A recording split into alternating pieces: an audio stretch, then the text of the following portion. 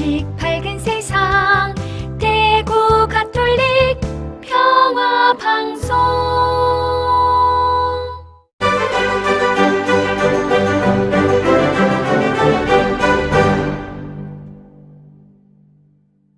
평화방송 애청자 여러분 안녕하십니까? 지난주에 이어서 신앙특강을 이어가고 있는 박용욱 미카엘 신부입니다.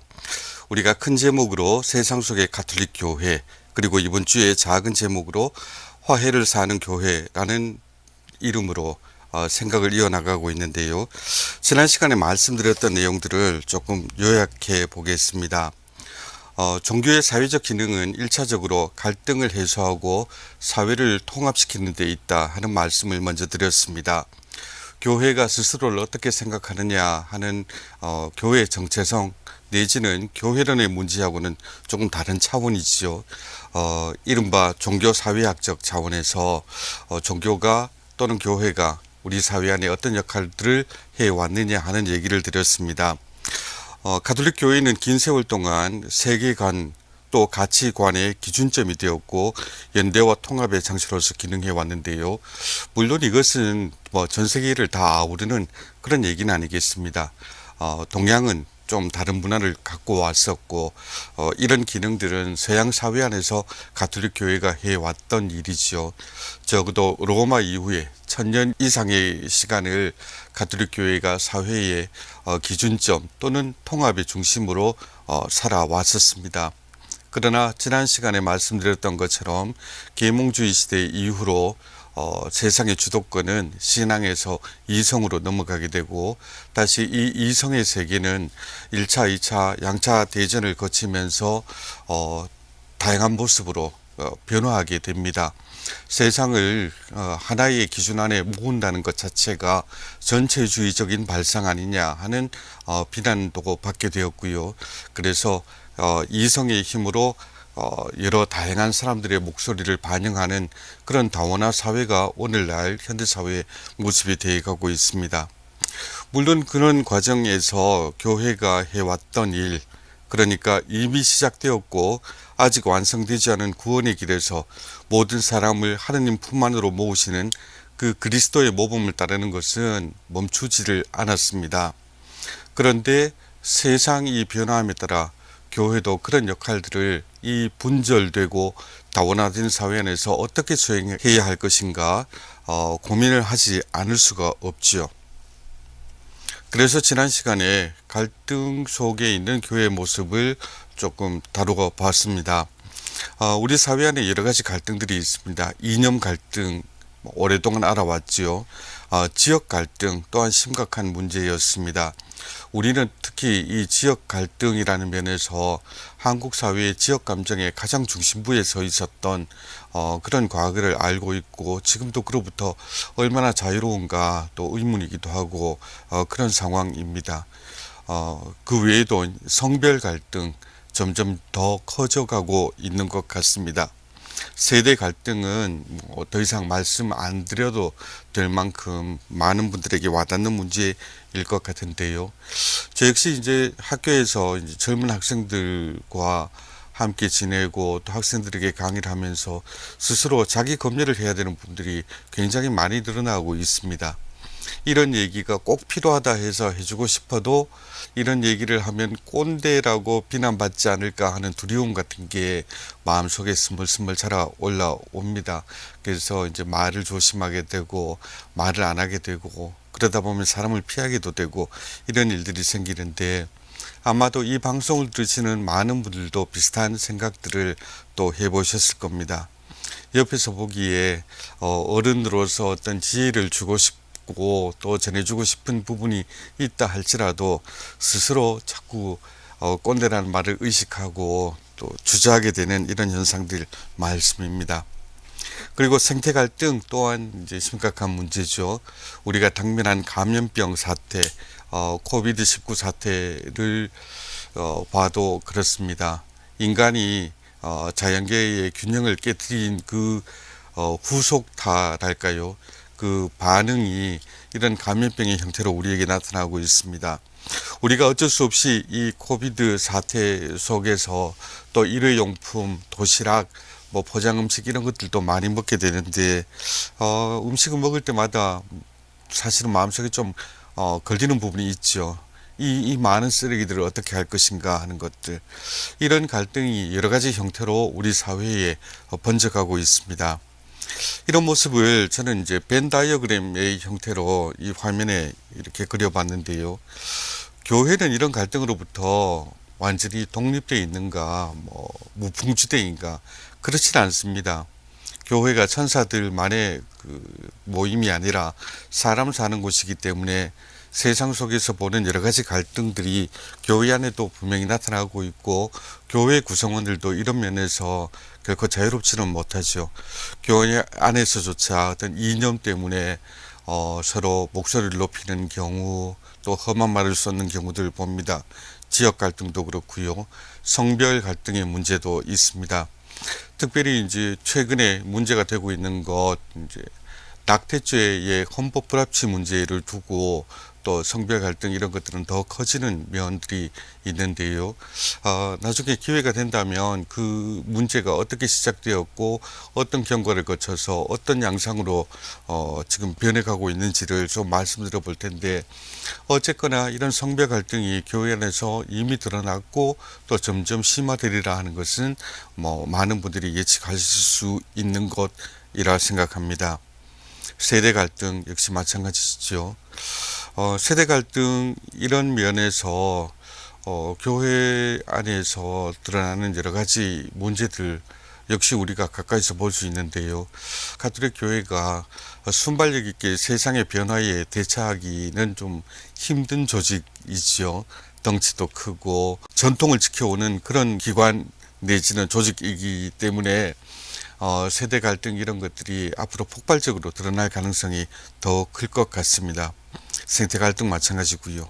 그런데 제가 벤 다이어그램으로 이렇게 표시해 놓은 것은, 그러니까 사회라는 원 그리고 교회라는 원, 이 가운데에 교집합으로 이념 갈등, 지역 갈등, 성별 갈등, 세대 갈등, 생태 갈등 이런 것들을 표시해 놓은 것은, 교회도 이런 문제를 똑같이 경험하고 앓고 있으되 세상과는 좀 다른 면들, 그러니까 이런 갈등을 소화해내고 통합하는 다른 역할들을 적어도 기대되고 있다. 이런 점들을 이제 보여드리기 위해서입니다. 물론 사회도 이런 갈등들을 뭐랄까요, 중화시키고 통합하는 여러 가지 기제들, 메커니즘들을 가지고 있습니다만, 그런 사회적인 장치들 이외에도 교회는 고유의 어떤 역할들을 할 수 있지 않을까 하는 기대를 또 저 또한 가지고 있습니다. 그래서 이제 이런 벤 다이어그램의 형태로 그 갈등의 양상들을 그려봤습니다. 그러면 오늘 여러분들과 함께 생각해 볼 주제는, 그럼 이런 갈등 속에서 교회가 어떻게 화해를 살아낼 수 있는가, 왜 화해가 어려운가, 이런 문제들을 좀 짚어 보려고 합니다. 교회가 갈등을 겪고 있는 두 당사자 간에 좋은 역할을 했던 그런 역사적인 경험들은 없을까, 이런 것들을 먼저 소개를 해드리려고 하는데요. 그 첫 번째, 시기가 시기이다 보니까 1914년 그 제1차 세계대전 중에 있었던 크리스마스 정전, 크리스마스 트루스라는 이 사건에 대해서 먼저 소개를 좀 드리려고 합니다.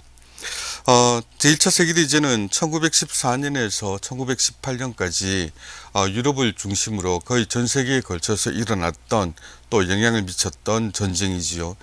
이 제1차 세계대전은 이전의 전쟁의 역사와는 확연히 다른 모습을 가지게 됩니다. 그 이전의 전쟁들은 전투원들이 전장에 모여서 전투를 벌이고, 그러면 민간인들은 그 전투원들과는 관계없이 평소의 삶을 계속 이어나갔다, 뭐 이렇게 볼 수 있겠는데요.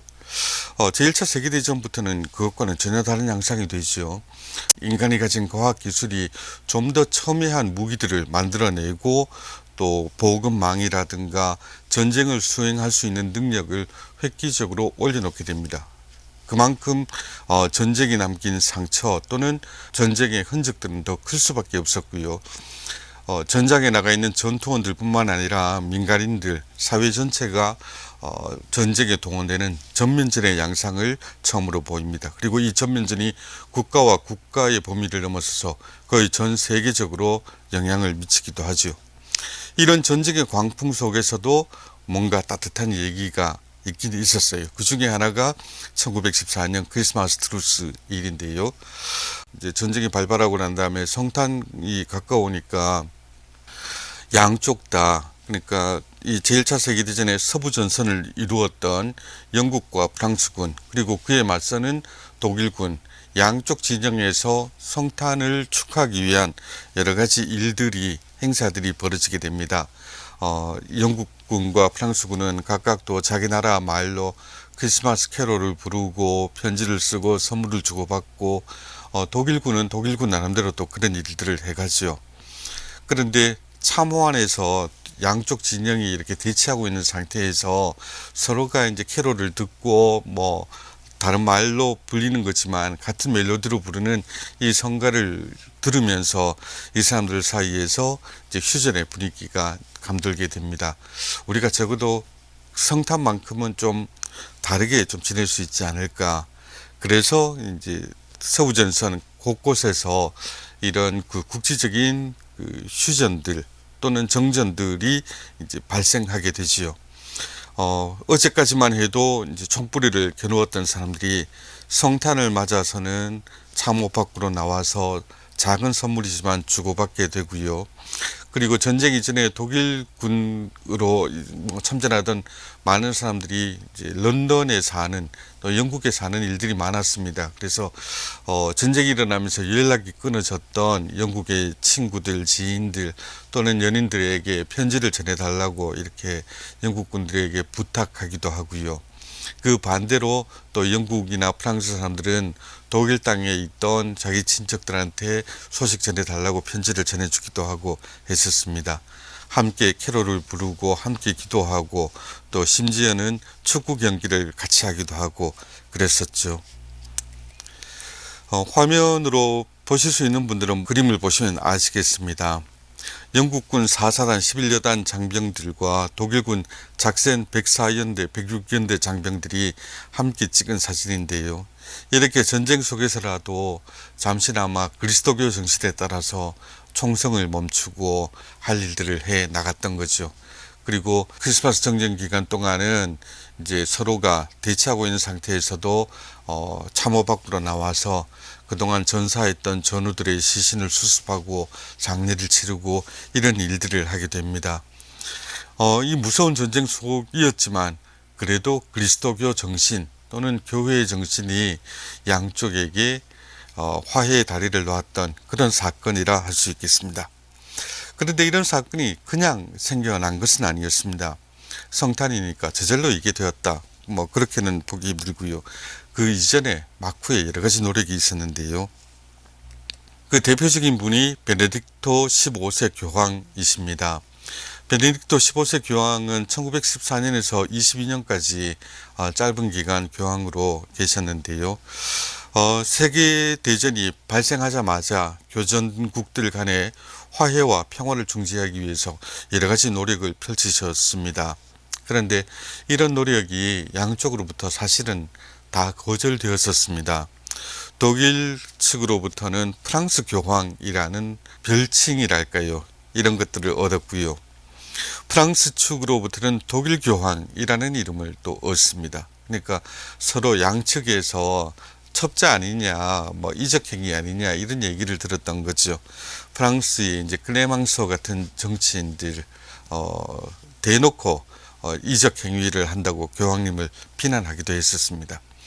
갈등 사이에서 화해를 시키려고 뛰어들어가면 종종 이런 얘기를 듣습니다. 이건 뭐 피할 수 없는 숙명인 것 같아요. 예컨대 1950년대에 프랑스에서는 노동사제 운동이라는 그 운동이 시민님들 사이에 퍼집니다. 이게 뭔가 하면 현대산업화 사회에서 노동자들이 너무 어려운 환경 속에서 고생하고 있다. 그래서 이 사용자 측과 노동자 측 사이에서 노동자로 살면서 함께 일치를 도모하는 그런 일들을 해왔던 그 신부님들이 있습니다. 일군의 노동사제들인데요. 이분들도 양쪽으로부터 욕을 많이 먹었어요. 이를테면 사용자 측으로부터는 왜 신부들이 노동자 편에서 저렇게 얘기하느냐, 막말로 빨갱이 아니냐, 이런 얘기들을 듣기도 했고요. 노조 측에서도 신부님들을 별로 좋아하지 않았습니다. 왜냐하면 노조는 싸워야 되는데 신부님들은 자꾸 화해하자, 용서하자 이런 얘기하니까 저 사람들 회색 분자다 뭐 이래서 좋은 뜻을 갖고 들어가도 뭐 양쪽으로부터 별로 환영을 못 받았지요. 전쟁이니까 그런 사정이 오죽했겠습니까? 화해하자, 용서하자, 전쟁을 멈추자 이런 얘기를 해도 그것이 양측에 잘 먹히지는 않았습니다. 그래도 베네딕토 15세 교황께서는 간절한 외침을 멈추지 않으셨죠. 한마디로 딱 압축해서 표현하자면 천사가 찬송하는 동안에는 총성을 멈추자, 이런 문장을 이제 말씀을 하셨는데요. 우리가 성탄 때마다 항상 부르는 노래 중에 또 우리 대영광성에도 뭐 있지 않습니까? 뭐 천상의 천사들이 뭐 이마누엘 예수님을 이렇게 찬양한다 이런 내용들이 항상 나오니까 천사가 찬송하는 동안에는 총성을 멈추자 이런 얘기를 하셨고, 이것이 양쪽 정치인들 또는 군인들에게는 안 먹혔을지 모르겠습니다만 사람들의 마음속에는 어떤 씨들을 키워내지 않았나 싶습니다. 그래서 이제 이런 노력들이 결실을 맺었던 것이 그 크리스마스 트루스였던 것 같고요. 비록 그 1차 세계대전을 빨리 종식시키기 위한 교황청의 노력이 수포로 돌아가긴 했습니다만 그 안에서도 교회는 계속 자기 역할을 하려고 애를 썼습니다. 예컨대 전쟁 포로를 돌보는 일, 또 부상당한 병사들을 교환하는 일, 이럴 때 이제 교회가 나선 것이죠. 전쟁이 시작하자마자 교황청은 이제 양쪽 사이에서 중립을 선언하면서 갈등을 겪고 있는 두 당사자 간의 완충 역할을 충실히 해냈습니다. 그래서 포로를 교환해야 될 일이 있으면 그 3자적 입장 또는 중립적 입장에서 그것들이 일어나게 하는 그런 역할들을 했었고요. 그 다음에 유럽 각국에 있는 어려운 사람들을 지원하기 위해서 식료품을 전달하고, 전쟁으로 인한 피해를 완화시키기 위해서 인도적인 활동에 열성을 다합니다. 이런 노력들 때문에 그 당시에 교황청 그리고 교황님에 대한 인기랄까요? 뭐 이런 것들도 상당히 높아졌죠. 그래서 이제 전쟁 속에서 그리스도교 정신이 화해를 가져오는 이런 좋은 예를 하나 먼저 볼 수 있었습니다. 그런데 한번 이런 일이 있다 해서 뭐 전쟁 치르고 그 원수가 됐던 사람들이 금방 이 마음이 다 풀려나지는 않겠죠. 그러면서 이제 프랑스와 독일이라는 이 두 나라의 관계를 조금 볼 필요가 있겠는데요. 제가 불구대천의 원수 프랑스와 독일 이렇게 적었는데, 독일 말로 이제 에르파인데라고 하는 말이 있습니다. 에르파인데는 에르브는 이제 대를 잇는 또는 뭐 선천적인 뭐 이런 뜻이고요. 그다음 파인데 원수라는 거죠. 그래서 뼛속까지 원수인 사람들을 이제 지칭할 때 에르파인데 뭐 이렇게 얘기를 하는데요. 프랑스와 독일이 그랬습니다. 우리하고 그 일본의 관계하고도 좀 비슷한 면이 있습니다만, 그런데 프랑스와 독일은 그 역사가 무려 100년을 넘어갑니다. 1807년에 처음으로 그 나폴레옹이 독일 땅을 침략을 하죠. 당시 아직 그 독일은 통일 제국으로서 만들어지지는 않은 상태였지만 독일을 대표하는 그 국가 중에 하나 프로이센이 나폴레옹으로부터 무참하게 이렇게 유린당하는 이런 일이 벌어집니다. 오늘날도 베를린에 가보면 베를린의 랜드마크랄까요? 베를린 사진 나오면 항상 빠지지 않고 나오는 게 동서독 그 분단의 선 그 위에 있었던 브란덴부르크 문일 텐데요. 이 브란덴부르크 문 위에는 4마리의 말이 끄는 조각상이 올라가 있습니다. 이걸 쿼드리가라고 합니다. 말하자면 이게 우리나라에서는 이제 남대문 같은 그런 그 의미를 갖고 있습니다. 그만큼 이제 독일 민족의 민족적 자존심을 대표하는 그런 물건인데, 나폴레옹이 승전을 하면서 이 브란덴부르크 문 위에 있던 콰드리가를 프랑스로 가져가 버립니다. 그러니까 독일 사람들의 자존심을 그 뿌리까지 이제 긁어놨던 거지요. 그 다음에 1870년에는 보블 전쟁, 프로이센과 이제 프랑스 간의 전쟁이 일어납니다. 이 전쟁 동안 그 서로 공방을 펼치다가 독일 쪽의 그 우세로 전황이 기울게 되는데요. 마지막 승리를 향해서 나아가던 독일 군들이 파리를 봉쇄하게 됩니다. 이 봉쇄 기간이 무려 4개월이었습니다. 4개월 동안 한 개의 도시가, 특히 대도시가 포위가 됐다. 그러면 거기서 일어나는 일들은 아마 여러분들도 상상하실 수 있겠지요. 일단 식량들, 필요한 생필품들 공급이 다 끊어집니다.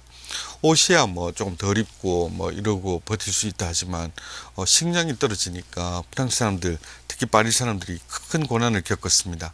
오죽 먹을 게 없었으면 파리 사람들이 파리 동물원을 털어갖고 거기에 있는 코끼리, 기린, 이런 것까지 다 잡아먹었습니다. 길거리에 쥐들까지 잡아먹고, 그러면서 이제 4개월을 버텼는데, 결국은 이제 프랑스 사람들이 손을 들게 되죠. 그래서 이런 잔인한 전쟁의 기억이 프랑스와 독일 사이에 있었습니다. 이렇게 서로 주고받는 상황이죠. 먼저 독일이 침략을 당하고, 그 다음에는 파리가 무너지고, 그 다음에 또다시 이제 큰 전쟁이 일어나죠. 1914년에서 1918년까지 있었던 제1차 세계대전.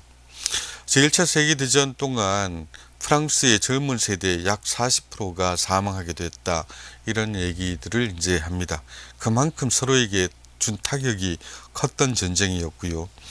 전쟁 동안의 사상자들도 사상자였지만 전쟁 후의 그 처리 과정에서도 서로 원한이 쌓일 일들이 많았습니다. 전쟁을 마치면서 벨사유 조약이 맺어졌고, 그래서 패전국 독일이 엄청난 돈을, 배상금을 프랑스에 지불해야 되고, 또 무장을 하지 못하고 국가로서의 자존심을 못 세우게 되는 이런 일이 벌어지게 되는데요. 이러고 나니까 독일 사람들이 그 전쟁 배상금을 못 넣으라 정말로 가난에 허덕이게 되죠. 그래서 이 가난 속에서, 정말 이 배고픔 속에서 프랑스인에 대한 그 적개심은 계속해서 높아져 갑니다. 그리고 그 높아진 적개심은 다시 1935년부터 1945년간 이 제2차 세계대전을 통해서 전쟁의 형태로 폭발하게 되지요. 역시 또 독일군, 프랑스군 서로가 서로를 원수로 삼고 죽이고 약탈하고 이런 일들을 벌여왔습니다. 그러니까 무려 100년이 넘는 기간 동안 이 양 국가는 정말로 불구대천의 원수, 대를 이어가면서 원수로 살 수밖에 없었습니다. 그런데 전쟁이 끝나고 난 다음에, 2차 대전이 끝나고 난 다음에 이제 50년대로 넘어가면서 아무래도 국경을 맞대고 있는 두 나라인 만큼 화해할 필요가 있었지요. 그리고 당시 이제 냉전 속에서 유럽은 유럽 나름대로의 활로를 개척해야 될 필요가 있었습니다. 그러니까 양 국가가 화해는 시작은 하기는 해야 되는데, 꼬이고 꼬인 이 감정들을 어떻게 풀어낼 것인가, 어떻게 이 관계를 돌려낼 것인가, 이게 정말로 큰 문제가 됩니다. 그때 이 양쪽 나라가 사용했던 통로랄까요, 그 다리의 역할을 교회가 맡았지요.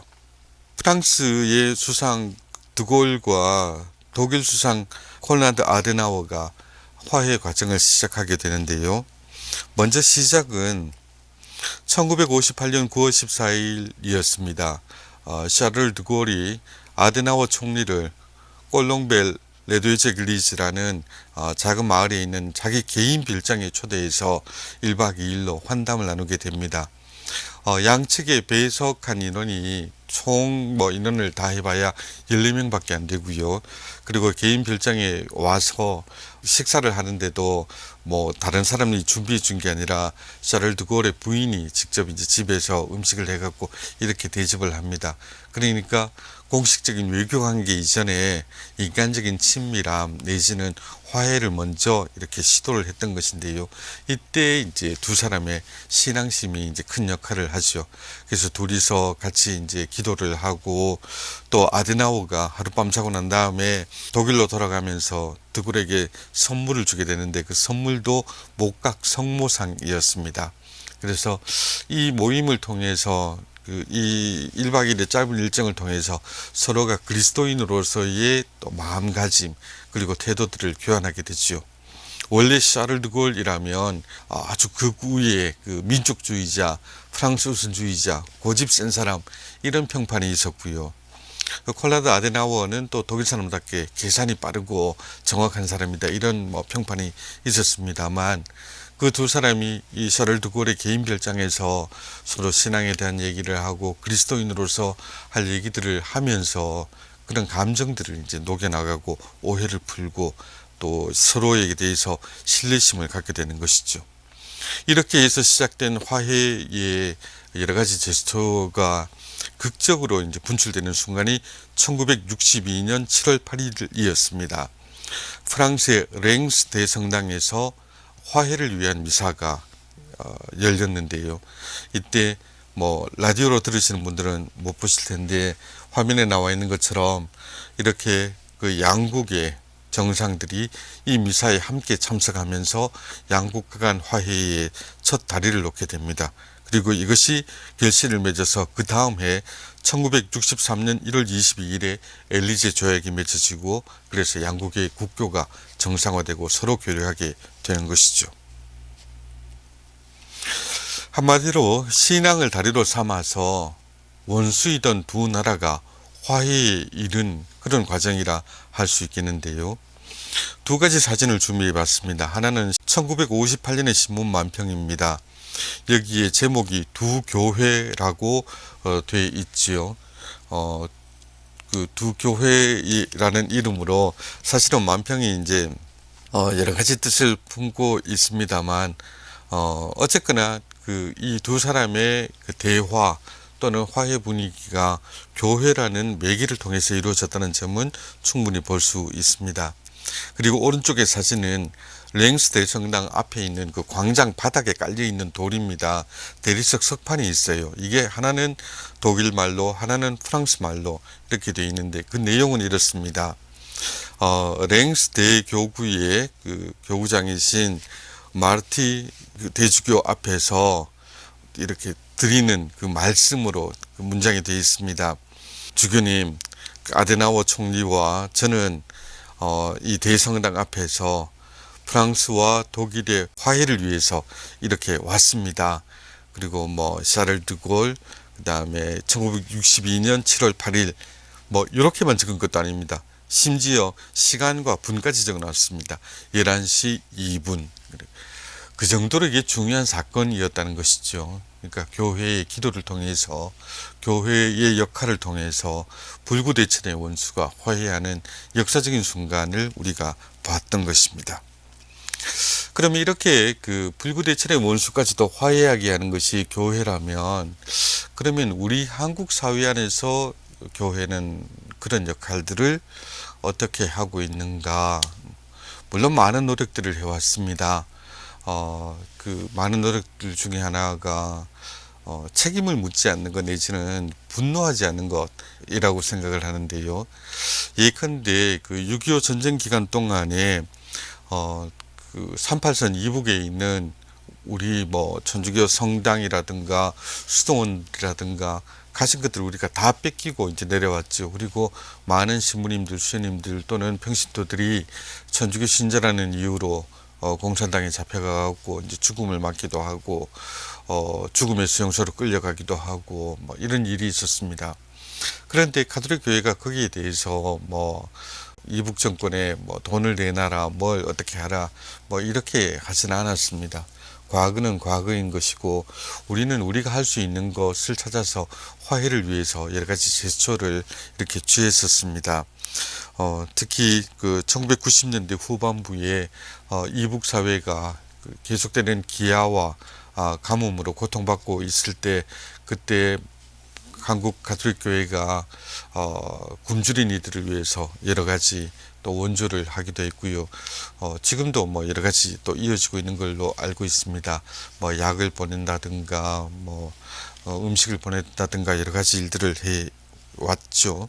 그리고 꼭 그런 일들뿐만이 아니라도 민족의 화해와 일치를 위한 기도의 날을 우리가 매년 6월 25일 날 이렇게 지내고 있습니다.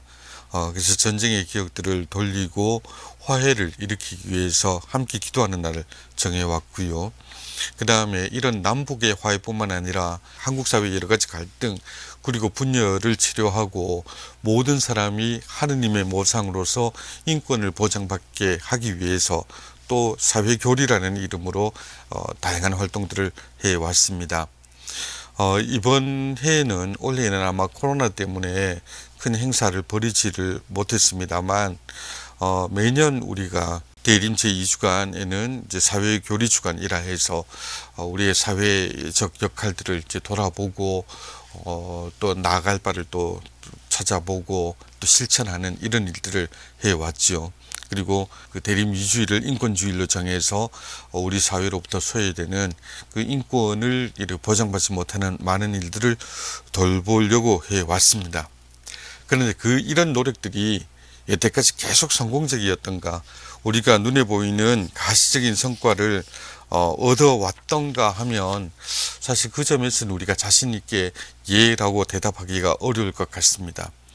여전히 사회교리 이런 얘기를 하면 많은 교우들이 좀 낯설어 하시고, 왜 골치 아픈 일들의 정치 문제나 뭐 경제 문제 이런 데에 교회가 나서느냐 뭐 이런 얘기를 듣습니다. 그리고 갈등 간에도 남북 간의 갈등이라든가 세대 갈등이라든가 이런 데 대해서도 교회가 어떤 입장을 밝히려고 하면 많은 경우에 양쪽으로부터 비난을 받죠.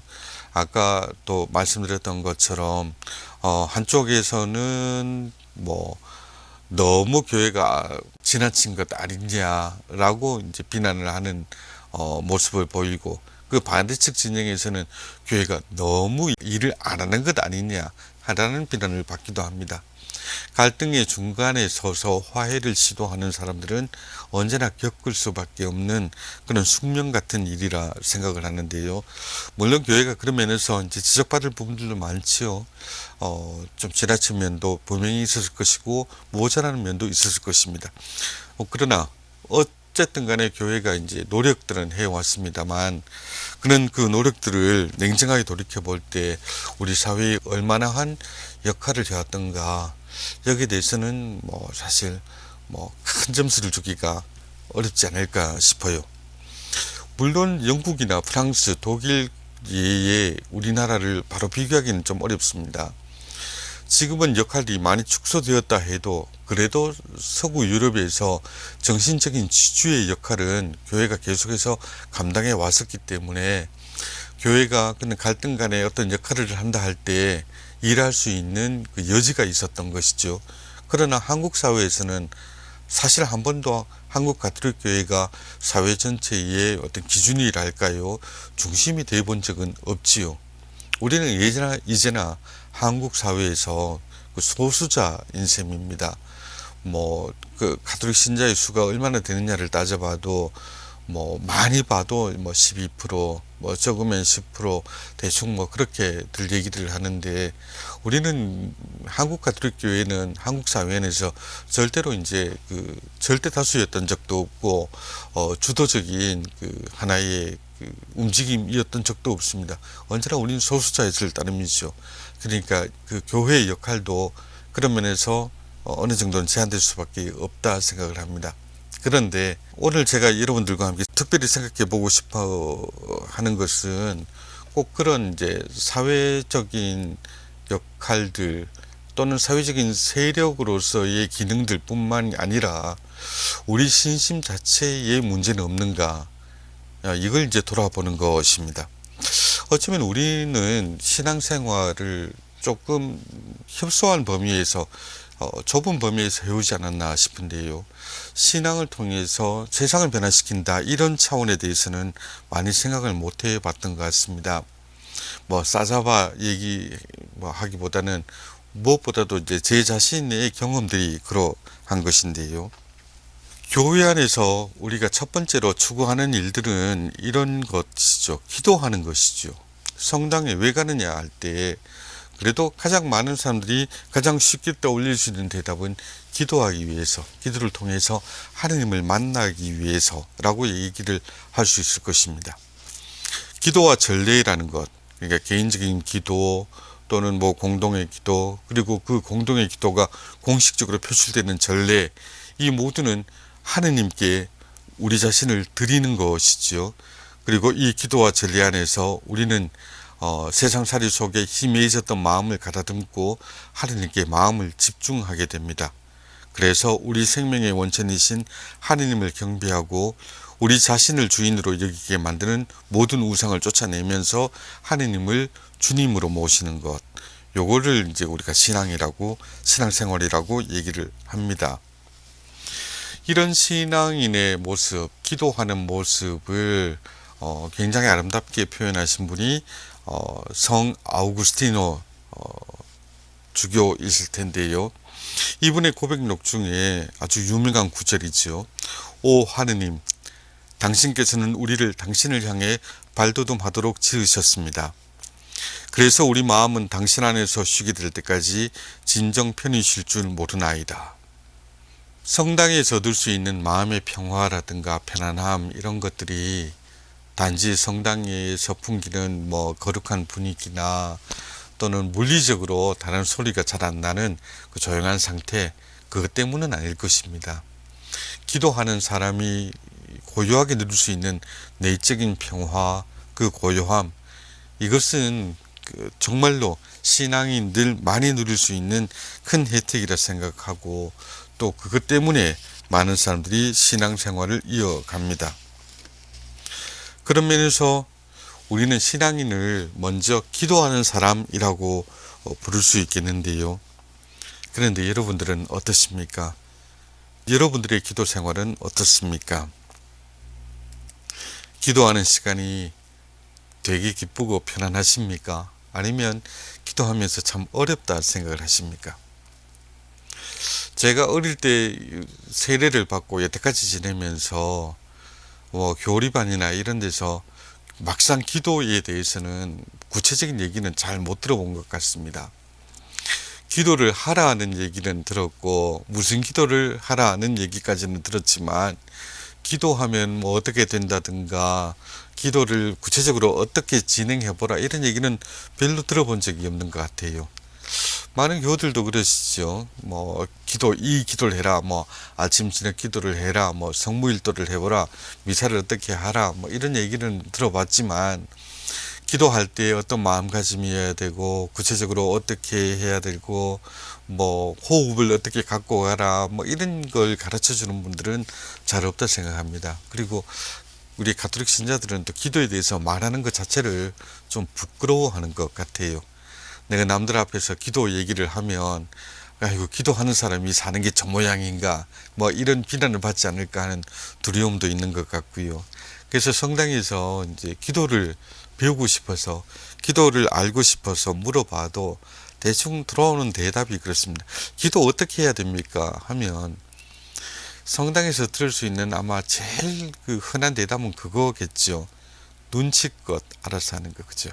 남들 하는 거 보고 눈치껏 따라 하는 것, 이게 기도의 방법으로 제시가 되는 것 같습니다. 정말 기도를 어떻게 하면 잘할 수 있을 것인가, 이건 많은 분들한테 이제 숙제입니다. 기도해봐야 뭐 답도 잘 없는 것 같고 하나님한테 무슨 말씀드려도 그게 잘 이루어지는 것 같지도 않을 때가 있고 또 기도한다고 해서 마음이 편해진다 하는데 더 막막한 느낌만 느낄 때도 있고 마치 벽에 대고 얘기하는 것처럼 머릿속이 하얗게 되는 그런 경우도 있고 뭐 여러 가지 경우들이 있겠죠. 저 또한 뭐 그런 그 어려움들 뭐 겪었었습니다. 근데 저한테는 다행이었던 게 사춘기를 막 통과하는 그 시점에 저희 본당 신부님, 돌아가신 제 아버지 신부님이신데요. 아버지 신부님이라 하면 신학교를 갈 때 이제 추천장을 써주신 본당 신부님을 관례적으로 아버지 신부님이라 부릅니다. 저희 아버지 신부님께서 그 기도에 대해서 이렇게 물었을 때 특별히 성체조배를 이제 권유해 주셨고 그 방법들을 좀 가르쳐 주셨습니다. 그래서 저는 이제 신부님이 가르쳐 주신 대로 매일 15살 요 무렵입니다. 성당에 가서 이제 성체조배를 맛을 들이려고 해봤는데요. 물론 처음에는 그게 답답하죠. 아무도 없는 성당에서 성체등 앞에 그냥 꿇어 앉아갖고 기도문 몇 가지 읽고 뭐 생각해보고 이러는데 뭐 귀를 기울이면 하느님의 음성이 들릴 것이다. 시모님은 그런 얘기를 하셨는데 그렇게 앉아 있어 보니까 들리는 거는 뭐 밖에 차 지나다니는 소리나 잡음 이런 거밖에 없었던 적도 많았고 그렇습니다. 근데 그걸 매일 하다 보니까 어느 날 이 기도가 굉장히 필요해지기 시작합니다. 성체조배를 하면서 이제 사춘기를 이렇게 지나는 그 소년이니까 얼마나 그 속 사정도 시끄럽겠어요. 여러 가지 잡념들도 많고 뭐 좋았던 일도 또 안 좋은 일도 여러 가지 많았겠죠. 그런데 성체조배를 위해서 그 제대 앞에 꿇어앉아 있는 동안은 그런 면에서 너무 쉽게 얘기할 수 있는 거지요. 하느님 앞에서는 가릴 게 없지 않습니까? 거짓말 할 필요도 없고 거짓말 해봐야 뭐 어차피 하느님 다 아실 건데요. 그러니까 그 앞에서 이제 속 얘기를 다 꺼내놓을 수가 있는 거죠. 어쩌면 제일 친한 친구보다도 더 깊은 얘기를 나눌 수 있는 분이 하느님이셨습니다. 그분은 어떤 말씀을 드려도 결코 말을 퍼뜨리거나 뒤끝을 남기지 않으십니다. 그죠? 사람한테는 그게 참 어려운 일입니다. 제가 늘 하는 얘기입니다만 쥐도 새도 모르게 하는 일은 대체로 쥐와 새만 모르고 나머지는 다 아는 일이 되고 맙니다. 그런데 하느님께 내가 내 사정을 말씀드리고 어떨 때는 뭐 투정을 부리기도 하죠. 하느님 오늘 학교에서 누구가 이랬는데 정말 짜증이 나서 막 어떻습니다. 막 욕도 할 수 있고 그렇죠. 근데 이렇게 이제 말을 쭉 하는 가운데서 제 안에 숨어 있던 것들이 드러납니다. 내가 사실은 이런 마음이 있었구나. 내 안에 이런 미움이 있었구나. 또 이런 질투가 있었구나. 이런 것들을 알게 되고 그런 면에서 이제 하느님께서 이제 제 안에 있는 것들을 이렇게 끄집어내는 역할도 하셨던 것 같아요. 그런 와중에서 자연스럽게 이제 신학교를 가게 되는데요. 이거 얼마나 좋겠습니까? 제가 고등학교 때 이럴 때는 성체조배를 더 하고 싶어도 학생이라 그죠 고등학생이라 이게 잘 안 될 수밖에 없었죠. 그래서 뭐 예컨대 제가 그 소위 고3 시절에는 성체조배를 하러 따로 갈 시간이 없었으니까 제 학교가 마치는 시간이 밤 12시였습니다. 7시 반에 등교해서 밤 8시까지 학교에 있었어야 되니까 뭐 언제 성당 가고 하겠어요. 그러니까 이제 당시에는 저녁 식사 시간에 도시락 먹는 시간에 앞에 있는 성당을 다녀왔었습니다. 그 저녁 시간 1시간 전 쉬는 시간에 저녁 도시락 미리 먹고 그 저녁 시간 40분 동안 학교 근처에 있는 성당 쫓아가서 성체조배 하다 오고 막 이렇게 했었는데요. 그러다가 이제 신학교를 갔으니까 이제는 기도하는 시간이 팍 늘어났으니까 얼마나 좋겠습니까? 보시는 사진이 신학교 공동기도 시간인데요. 이 시간 보면 여태까지 해왔던 것들과는 그 질적인 면에서 또 양적인 면에서 비교도 안 될 만큼 좋은 기도 시간이 될 줄로 알았습니다. 그렇게 되기를 바랬습니다. 그런데 현실은 전혀 그렇지 않았죠. 제가 신학교 처음 들어갔을 때 1학년 때 저희들 그 학교의 기상 시간이 아침에 5시 25분, 그 다음에 아침 기도 시작되는 시간이 5시 45분이었는데요. 2월 말 이럴 때 아직 되게 추운 날씨인데 그때는 신학교에 더운 물도 없었거든요.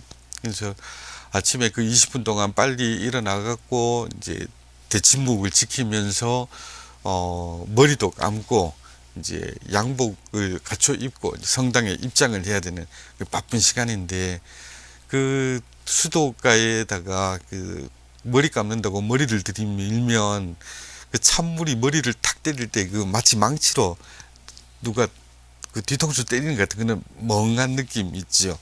뭐 그렇게 해갖고 걸려벌떡해서 이제 성당에 들어갑니다. 그래서 아침 기도 성물도를 바치고 난 다음에 한 30분쯤 묵상 시간을 가지는데 이 묵상 시간이 저한테는 뭐 거의 고문이었습니다. 너무 졸려서 도저히 참을 수가 없었어요. 묵상 끝나고 난 다음에 미사를 하는데 1학년 때 뭐 이럴 때야 아직 뭐 소위 말하자면 분기가 바짝 들어가고 미사 때 한마디로라도 안 놓치려고 애를 쓰고 했는데 한 1년만 지나니까 이게 사정이 달라집니다. 제대 위에 있는 교수 신부님들이 열 몇 분이 진을 치고 딱 서 계시는데도 불구하고 이 떨어지는 고개 그리고 내려오는 눈꺼풀을 도저히 감당을 못 하겠어요. 그래서 뭐 계속해서 이제 고개를 저어가면서 아멘 아멘 그러고 이제 있는 거고 그러다가 이제 코를 골기라도 하면 제 옆에 있는 제 동기들이 그 코 고는 소리 때문에 또 구중 들을까 싶어 갖고 발꿈치로 쿡 찌르고 그래서 기도 시간에 정말 그 마음과 머리가 함께 가는 기도 시간이 아니라 옆구리가 찔리고 고개가 떨어지는 그런 시간으로 기억을 합니다. 근데 그러면서 전들 고민이 없었겠습니까? 내가 신부 되겠다고 신학교까지 왔는데 기도 시간만 되면 미사 시간만 되면 참을 수 없는 졸음, 이것 때문에 신부님들한테도 눈치가 보이고 제 뒤에 앉아있는 후배들한테도 눈치가 보이고 무엇보다도 그 메마름이 있지 않습니까? 예전에는 그렇게 좋았던 기도 시간이 이제는 막 두려움의 대상이고 졸음과 싸워야 되는 치열한 전투의 시간이고 이렇게 돼버렸으니까 내면이 바짝바짝 말라가는 느낌이 있었습니다. 그러니까 이제 성서 속에서 좀 더 와닿는 구절도 생기죠. 욥기 29장에 신앙의 어두움을 묘사하는 이런 구절이 있습니다. 지난 세월 같았으면 하느님께서 나를 보살피시던 날들, 그분의 등불이 내 머리 위를 비추고 그분 빛으로 내가 어둠 속을 걷던 시절, 내 나이 한창이었고 하느님의 우정이 내 천막을 감싸던 때, 전능하신 분께서 아직 나와 함께 계시고 내 아이들이 내 둘레에 있던 때, 내가 우유로 발을 씻고 바위는 내게 기름을 시내처럼 흘려주던 시절, 이런 시절이 너무나 그립고 아쉽고 그런 겁니다. 나한테는 기도가 그런 시간이었는데, 그리고 그게 좋아서 신학교까지 오게 됐는데 어떻게 해서 내 신앙이 이렇게 메마르게 되어버렸을까? 어떻게 해서 내 기도는 이렇게 무미건조한 것이 되어버렸을까? 왜 기도 시간과 미사 시간이 이토록 지루하고 졸음이 쏟아지는 시간이 되어버렸을까? 이러니까 마음이 너무나 불편했었습니다. 이게 신학교를 졸업할 때까지 내내 이제 저한테는 고민이었고요. 노력을 안 해본 게 아니지요. 그러니까 내가 일을 너무 많이 해서 그런가, 뭐 내가 너무 이제 그 체력을 너무 소진해서 그런가, 그래서 이제 생활 패턴을 좀 바꿔보기도 하고 일을 좀 줄여보기도 하고 뭐 여러 가지 시도를 했습니다만, 그래도 신학교를 졸업할 때까지 기도 시간이 저한테 예전처럼 살갑고 다정했던 시간이었던 적은 없었던 느낌입니다. 왜 그랬을까? 이걸 이제 계속해서 생각을 해 봤는데요. 최근에서야 제가 그걸 알게 됐습니다. 내가 이것 때문에 그렇게 기도가 안 됐었구나 하는 그 원인요. 뭐였나 하면 제가 기도에 대해서 단단히 오해를 하고 있었던 거지요. 기도를 철저하게 개인적이고 사적인 내면의 일로 생각했기 때문에, 그렇기 때문에 함께 기도한다는 그 자체가 저한테는 싫은 겁니다. 뭐 비유하자면 뭐 데이트를 하는데 옆에 짓궂은 친구들이 와갖고 껌 팔겠다고 들어와갖고 그죠, 뭐 옆에서 회방을 하면 그게 싫잖아요. 나하고 이 사람 둘만이 누려야 될 가장 좋은 시간인데 누가 그 옆에 끼어드는 자체가 되게 싫은 거, 그것과 이제 비슷하다 생각을 합니다. 기도 시간은 나와 하느님과의 대화의 시간이고 내가 하느님과 누리는 제일 좋은 시간인데 그 시간을 남들과 나눈 자체가 그게 싫은 겁니다. 기도는 순전히 내 내면의 일이고 나에게 아주 소중한 것인데 그거를 어떻게 남과 나눌 수 있느냐 하는 거예요. 남들과 함께 일은 할 수 있고 남들과 함께 뭐 운동을 할 수 있고 뭐 딴 거나 할 수 있겠습니다만 하느님과 나의 일은 그 누구도 간섭할 수도 없고 또 끼어들어서도 안 된다, 이런 생각이 무의식 안에 자리 잡고 있었던 것 같습니다. 오늘날도 많은 분들이 이제 그런 생각들을 하셨거나 또는 무의식 속에 이렇게 갖고 계신다 생각을 합니다. 신앙의 일은 순전히 양심의 일이고 자기 내면의 일이기 때문에 누가 옆에서 뭐라 할 수도 없고 건드릴 수도 없고 뭐 함께 할 수도 없는 일이다 하는 것. 그런 면에서 이제 우리가 그 다음 세대를 위한 신앙 교육 같은 것도 그거 뭐 하느님과 본인의 일인데 그 옆에서 뭐라 하겠느냐 뭐 이런 분들도 많이 계시고 그렇죠.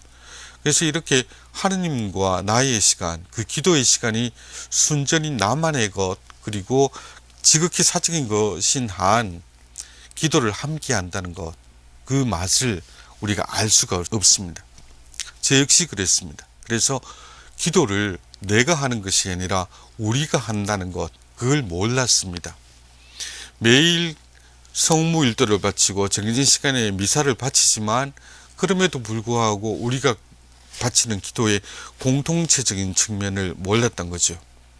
가령 성무일도만 해도 그렇습니다. 이제 정해진 시간에 아침 기도, 저녁 기도, 또 우리 수도자들은 이제 삼시경, 뭐 육시경, 구시경 이런 기도를 바칩니다. 그런데 한번 상상을 해보세요. 우리나라와 다른 나라 사이에는 이제 시차라는 게 있지 않습니까? 가령 지금 시간이 뭐 우리나라 시간으로 뭐 1시라면 유럽 같으면 그 아직 뭐 새벽 시간이 될 거고, 미국 같으면 그 전날 저녁 시간이 될 거고, 그래서 시차가 따라 갖고 전 세계가 24시간을 채웁니다.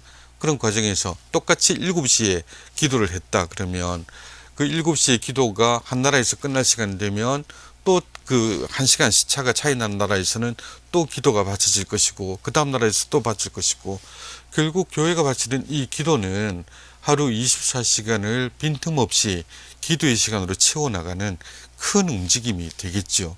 그래서 기도는 그렇게 적어도 형식상으로도 같이 해나가는 공동체의 일이었는데, 저는 그런 것들을 배워본 적도 없었고 또 생각도 잘 못했습니다.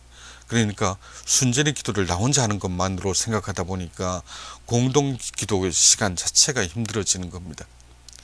저뿐만 아니라 많은 신앙인들이 이제 그런 어려움들 느끼실 거예요. 미사 시간에 또는 공동 기도를 한다면 자꾸 분심이 드는 것. 분심의 종류는 여러 가지입니다. 그죠? 앞 사람의 헤어스타일에 대한 분심도 있겠고요. 저 사람은 왜 미사포를 안 쓰고 왔을까, 그리고 판단하는 마음이 들 거고요. 여름 되면 아이고 저 여자는 왜 치마를 저렇게 짧은 걸 입고 왔느냐, 뭐 이런 것일 수도 있겠고요. 또는 앞자리에 있는 저 아저씨는 아이고 평소에는 뭐 성격 참 불같더니 성당에서 저렇게 거룩한 척을 하고 있네, 뭐 이런 그 비아냥이 될 수도 있겠고요. 또는 뭐 긍정적인 면에서도 분심이 좋은 걸로도 뭐 있을 수도 있겠죠. 아이고 그 십자가 참 멋있네, 뭐 아니면 아이고 저 제대는 참 아름답게 꾸며졌구나, 꽃꽃이 참 잘 됐네. 어쨌든 간에 분심은 분심입니다. 그죠? 우리가 그런 것 속에서 야, 공동체로 기도하는 게 되게 힘든 것이구나, 기도는 역시 나 혼자 하는 것이구나, 이런 생각을 잘못 가질 수가 있습니다. 이러다 보면 놓치게 되는 게, 기도는 원래부터 우리가 바치는 기도였다는 측면, 그리고 우리가 왜 하늘에 계신 우리 아버지라고 매일처럼 기도하는가, 그 점을 이제 잊게 되는 거죠. 주기도문에 분명히 나옵니다. 그죠? 주님의 기도에 하늘에 계신 내 아버지가 아니라 하늘에 계신 우리의 아버지라고 분명히 기도를 하게 되어 있습니다. 근데 우리는 이런 교회의 공동체적 기도에 대해서 생각을 잘 못해왔던 것이죠. 이걸 깨닫게 해준 사건이 저한테는 바로 이 사건이었습니다. 4월 16일 세월호, 이제는 시간이 좀 지나서 어떤 분들은 이제 세월호 얘기 좀 안 하면 안 되느냐, 뭐 그런 분도 계실 겁니다. 그러나 세월호를 놓고 공통점은 적어도 이 4월 16일 날 내가 뭘 하고 있었던지 거기에 대해서는 대부분의 사람들이 기억을 하세요. 가령 내가 뭐 20살 때 무슨 일이 있었다, 30살 때 무슨 일이 있었다, 이거 다 기억 못해도 우리나라 사람이라면 대부분의 경우는 세월호 깔아놨던 그날 내가 뭘 하고 있었던가 그걸 기억을 하시더라고요. 그만큼 이게 충격적인 사건이었죠. 저도 그날 이제 학교에 제 연구실에서 그 강의 준비를 하고 있었는데 컴퓨터 앞에서 일을 하다 보니까 컴퓨터 화면 한 구석에 그 속보가 이제 띄워져 있었습니다. 그걸 통해서 세월호가 깔아앉는 그 시시각각의 상황들을 이렇게 볼 수 있었는데, 그때 너무 이렇게 무기력한 느낌도 있었고, 요즘 이제 흔히 하는 말로 그 패닉 상태이지요. 정말 정신이 없는 상태였습니다. 막 마음 안에서 분노가 일어나기도 하고, 좌절감이 있기도 하고, 안타까움이 있기도 하고, 그게 너무 답답한 지경이라서 어딘가 뛰어나가고 싶은 마음이 이제 있었어요. 그런데 우리가 세월호 때 보셨지요. 많은 사람들이 그런 심리적인 공황 상태를 경험했지만 그때 우리가 갈 곳이 잘 없더라 하는 거. 원론적으로 얘기를 하자면 그럴 때 교회가 역할을 해 주었었어야 된다 생각을 합니다. 내 개인으로서는 감당하기 힘든 큰 사건이 일어났다, 정말 큰 위기다, 이럴 때 내가 집에만 있다가는 속이 터질 것 같고 뭔가 좀 해보고 싶다, 또는 나와 같은 마음을 가진 다른 사람들과 함께 만나가고 뭔가 얘기라도 해보고 싶다 할 때, 그럴 때 갈 수 있는 곳이 교회였어야 합니다. 그죠? 적어도 성당 가면, 그죠?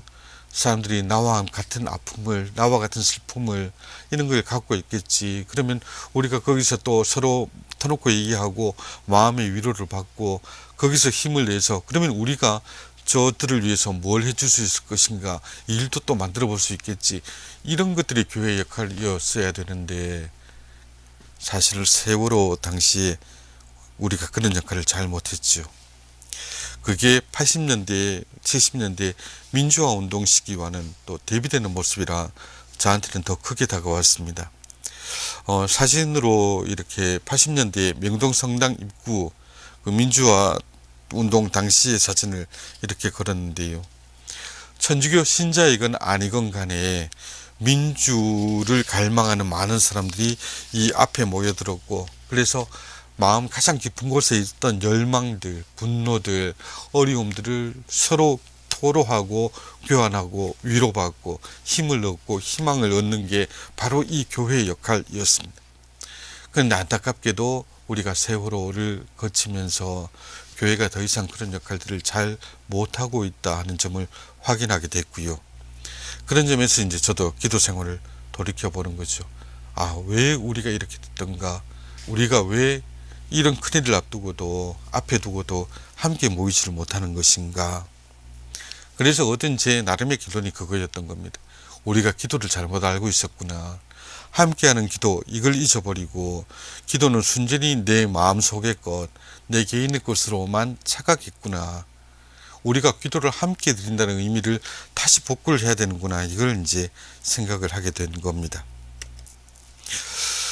그래서 그 최근 이제 팬데믹 시대에 이 코로나19 시기를 보내면서 교회 안에서도 뭐 여러 가지 얘기들이 이제 나오기 시작합니다. 팬데믹 시대의 가톨릭 교회라고 책도 뭐 나온 게 있는데요. 개신교에 비하면 우리가 이런 면에서 연구가 아직 많이 좀 모자란 편입니다. 그렇지만 지금이라도 우리가 신경을 좀 써야 되는 문제가, 그렇죠. 우리의 기도가 무엇인가? 우리의 신앙은 무엇인가? 왜 우리는 우리 아버지 하느님이라고 고백하는가? 우리가 이런 문제를, 신앙을 그 뿌리에서부터 공동체의 것으로 받아들이지 못한다면, 그럼 사회 갈등 안에서 교회가 어떤 역할을 해주기를 바란다. 이건 사실 좀 무리라 생각합니다. 먼저 우리 신앙의 공동체적인 측면부터 복구를 다시 하자. 그 다음에 우리가 역할들을 또 모색해 볼 수 있을 것이다. 이런 말씀을 드리려고 합니다. 그런 면에서 다음 시간에는 일치의 표징으로서 교회가 스스로를 어떻게 이해하는지, 그리고 어떤 일을 해볼 수 있을 것인지, 이런 것들을 함께 생각해 보고자 합니다. 오늘도 얘기 들어주셔서 감사합니다. 오늘 시간 이것으로 마치겠습니다. 참 예수님, 대구 가톨릭 평화방송 이상재 가스톨 신부입니다. 기쁜 소식 밝은 세상 CPBC 대구 가톨릭 평화방송의 후원 회원이 되어 하느님 보시기에 아름다운 세상 함께 만들어 보면 어떨까요? 여러분의 거룩한 후원의 손길 기다립니다.